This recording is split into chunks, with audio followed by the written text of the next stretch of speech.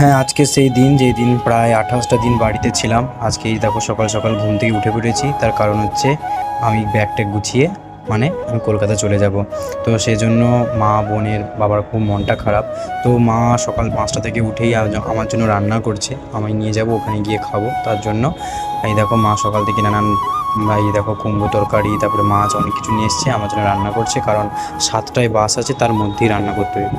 এই দেখো প্রায় এখন 6টা 46 বাজে, আমরা স্ট্যান্ডের দিকে যাচ্ছি। মার মনটা খারাপ, কারণ প্রায় 28টা দিন ছিলাম, তা সেই জন্য আমারও মনটা খারাপ।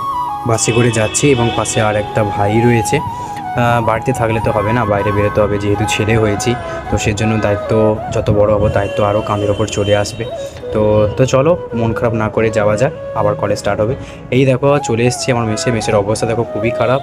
এখন বাজে প্রায় 11টা, আমাকে সব ঠিকঠাক করতে হবে। তো চারদিকে এলোমেলো হয়ে আছে, সেগুলোকে ঠিকঠাক করতে হবে। এতদিন বাড়িতে ছুটিতে কাটিয়েছিলাম, এখানে এসে কাজ করো, পড়াশোনা করো, যাই করো। মা এখানটা নেই, তো তাই এত কষ্ট মনে হচ্ছে। তো চলো, আজকের জন্য এইটুকুই।